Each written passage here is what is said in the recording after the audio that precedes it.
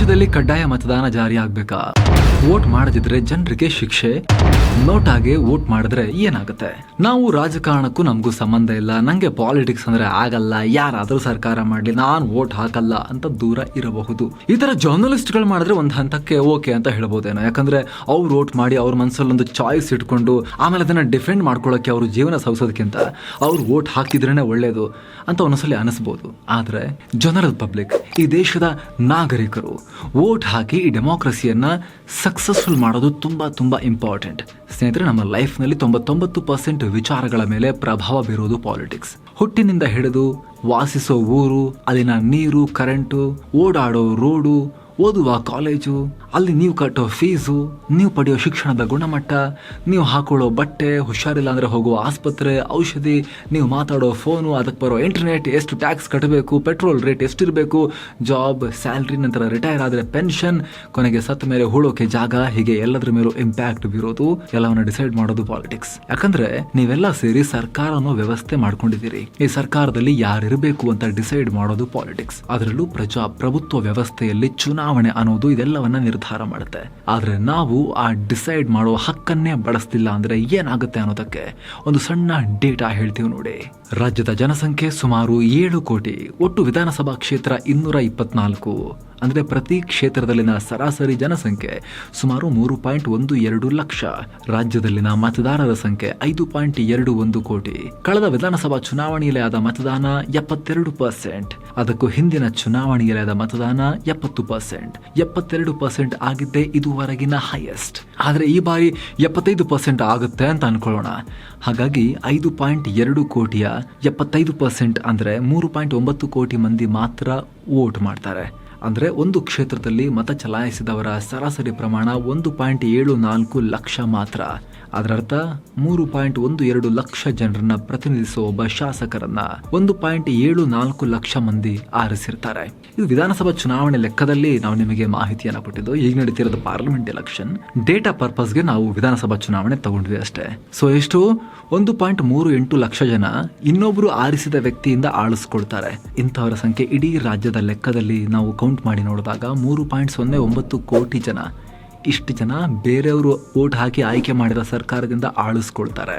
ಇನ್ನು simple terms ಅಲ್ಲಿ ಹೇಳಬೇಕು ಅಂದ್ರೆ, ನೀವು ಜನರು ವೋಟ್ ಹಾಕಿಲ್ಲ ಅಂದ್ರೆ ಇನ್ನೊಬ್ರು ವೋಟ್ ಹಾಕ್ತಾರಲ್ಲ, ವೋಟ್ ಹಾಕಿ ಅವ್ರು ಆಯ್ಕೆ ಮಾಡ್ಕೊಳ್ತಾರಲ್ಲ ಸರ್ಕಾರ, ಅವರು ಆಯ್ಕೆ ಮಾಡಿದ ಸರ್ಕಾರದಿಂದ ನೀವು ಆಳಿಸ್ಕೊಳ್ತೀರಿ. ನೆನಪಿರ್ಲಿ ಸ್ನೇಹಿತರೆ, ಇದೆಲ್ಲ ನಾವು ಹೇಳಿದ್ದು 75% ಮತದಾನ ಆದ್ರೆ ಅಂತ. ಶೇಕಡಾವಾರು ಮತದಾನ ಇನ್ನೂ ಕಮ್ಮಿ ಆದ್ರೆ ಅರ್ಧಕ್ಕರ್ಧ ಜನರಷ್ಟೇ ರಾಜ್ಯದ ಭವಿಷ್ಯ ನಿರ್ಧಾರ ಮಾಡ್ದಂಗಾಗತ್ತೆ. ಉಳಿದವರು ಸುಮ್ಮನೆ ಅವರಿಂದ ಆಳಿಸ್ಕೊಂಡಂಗಾಗತ್ತೆ. ಆ ಎಚ್ಚರ ನಿಮಗಿರಲಿ.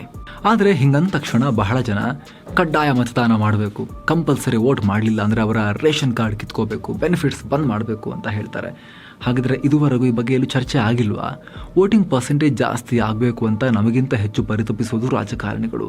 ಹಾಗಿದ್ರೆ ಇವರು ಇದುವರೆಗೂ ಟ್ರೈ ಮಾಡೇ ಇಲ್ವಾ? ಬನ್ನಿ ಕ್ವಿಕ್ ಆಗಿ ನೋಡ್ತಾ ಹೋಗೋಣ. ಕಡ್ಡಾಯ ಮತದಾನ ಜಾರಿ ಆಗಬೇಕಾ? ಸ್ನೇಹಿತರೆ, ವೋಟಿಂಗ್ನ ಕಂಪಲ್ಸರಿ ಮಾಡಬೇಕು ಅನ್ನೋ ಕೂಗು ಸಂಸತ್ನಲ್ಲಿ ಹಲವಾರು ಬಾರಿ ಕೇಳಿಬಂದಿದೆ. ಲೇಟೆಸ್ಟ್ ಆಗಿ 2019ರಲ್ಲಿ ಬಿಜೆಪಿ ಸಂಸದ ಜನಾರ್ದನ್ ಸಿಂಗ್ ಸಿಗ್ರಿವಾಲ್ ಅನ್ನೋರು ಕಂಪಲ್ಸರಿ ವೋಟಿಂಗ್ ಬಿಲ್ ಅನ್ನು ಖಾಸಗಿ ಮಸೂದೆಯನ್ನ ಪ್ರಪೋಸ್ ಮಾಡಿದ್ರು. ಅದರಲ್ಲಿ ಮತದಾನ ಮಾಡೋಕೆ ಅರ್ಹತೆ ಇರೋ ಎಲ್ಲರೂ ಕಡ್ಡಾಯವಾಗಿ ಮಾಡಲೇಬೇಕು.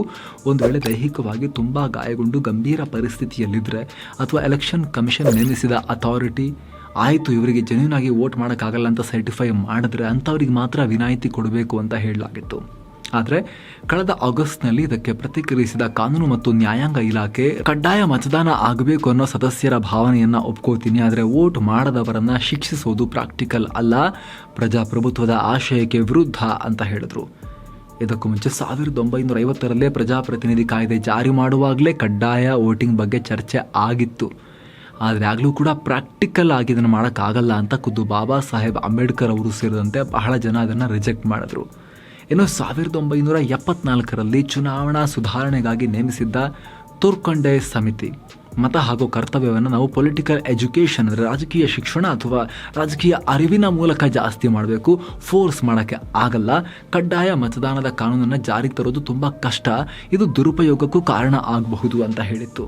ನಂತರ ಬಂದ 90ರ ದಿನೇಶ್ ಗೋಸ್ವಾಮಿ ಸಮಿತಿ, 2001ರ NCRWC ಕಮಿಷನ್, ಇವರೆಲ್ಲರೂ ಕೂಡ ಕಡ್ಡಾಯ ಮತದಾನ ಜಾರಿ ಮಾಡೋಕ್ಕೆ ಆಗಲ್ಲ ಅಂತ ಹೇಳಿದ್ರು. 2004, 2009 ಕೂಡ ಕಡ್ಡಾಯ ಮತದಾನದ ಪ್ರೈವೇಟ್ ಬಿಲ್ಗಳನ್ನು ರಿಜೆಕ್ಟ್ ಮಾಡಲಾಗಿತ್ತು.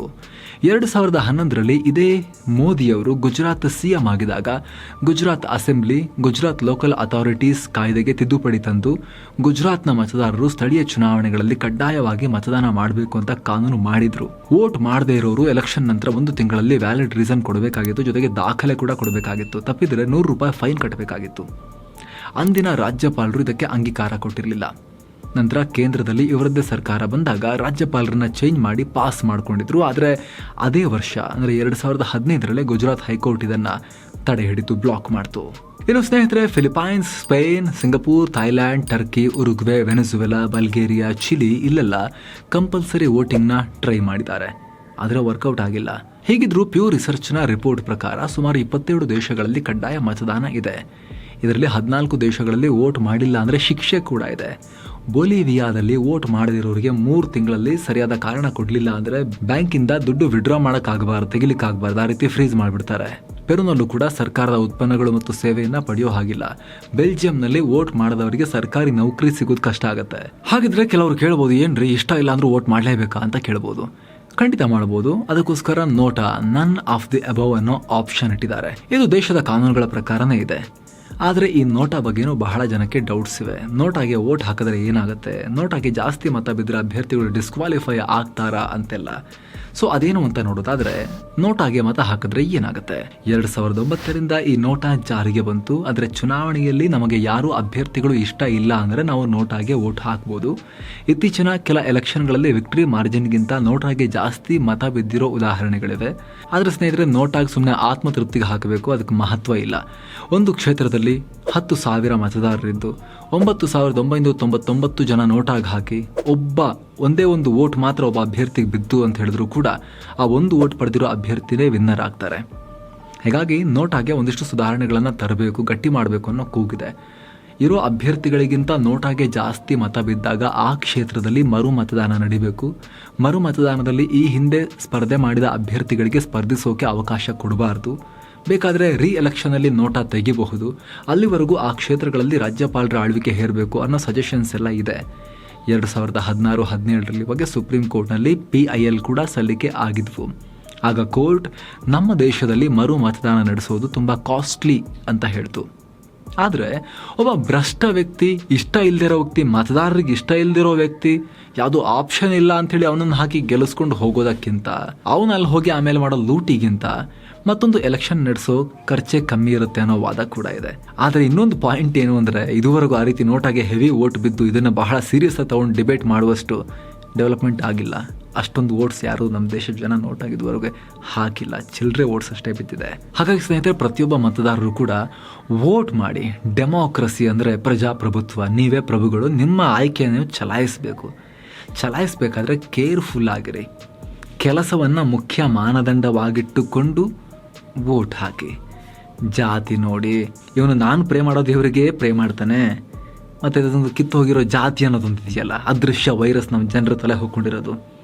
ಓಕೆ, ನನ್ನ ತಲೆಗೆ ಹೊಕ್ಕಿರೋ ವೈರಸ್ಸೇ ಇವನ ತಲೆಗೂ ಹೊಕ್ಕಿದೆ ಜಾತಿ ಅನ್ನೋದು, ಸೊ ಅದಕ್ಕೂ ವೋಟ್ ಹಾಕೋಣ. ಅಥವಾ ಯಾರು ಜಾಸ್ತಿ ಕೊಳಕು ದುಡ್ಡನ್ನು ತನ್ನ ಬಾಯಿಗೆ ಸುರಿತಾರೆ ಅವ್ರಿಗೆ ವೋಟ್ ಹಾಕೋಣ ಅನ್ನೋದೆಲ್ಲ ಬಿಟ್ಟು, ಮತದಾರರಾಗಿರೋ ಈ ದೇಶದ ಜನ ಕೆಲಸದ ಆಧಾರದ ಮೇಲೆ ಜಾಬ್ ಕೊಡಬೇಕು, ಅವರಿಗೆ ವೃತ್ತಿಯನ್ನು ಕೊಡಬೇಕು. ಯಾರು ಎಫೆಕ್ಟಿವ್ ಆಗಿ ಮಾಡ್ತಾರೋ ಅವ್ರಿಗೆ ಮತ್ತೆ ಚಾನ್ಸ್ ಕೊಡಬೇಕು. ಎಫೆಕ್ಟಿವ್ ಆಗಿ ಮಾಡ್ತಾ ಇಲ್ವೋ ಅವರಿಗೆ ಅವಕಾಶಗಳನ್ನು ಕೊಡಬಾರ್ದು. ಯಾವ ಪಾರ್ಟಿಯಿಂದ ಇಂತಹ ಯೋಗ್ಯ ಅಭ್ಯರ್ಥಿಗಳನ್ನು ಕಣಕ್ಕಿಳಿಸ್ತಾರೋ ಆವಾಗ ನೀವು ಆ ಪಾರ್ಟಿ ಸಿಂಬಲನ್ನು ಕೂಡ ಕನ್ಸಿಡರ್ ಮಾಡ್ಬೋದು. ಆದರೆ ಎಲ್ಲಕ್ಕಿಂತ ಮುಖ್ಯವಾಗಿ ಆತನ ಬಳಿ ಇರೋ ಐಡಿಯಾ, ವರ್ಕ್ ಮಾಡೋ ಐಡಿಯಾ ಮತ್ತು ಗೆದ್ದ ಮೇಲೆ ಆತ ಮಾಡೋ ವರ್ಕ್ ಅಷ್ಟೇ ಮ್ಯಾಟರ್ ಆಗಿರಬೇಕು ಸ್ನೇಹಿತರೆ ವೋಟ್ ಹಾಕುವಾಗ. Thank you so much. ಮತ್ತೆ ಭೇಟಿ ಆಗ್ತಿರೋಣ. ನಮಸ್ತೆ.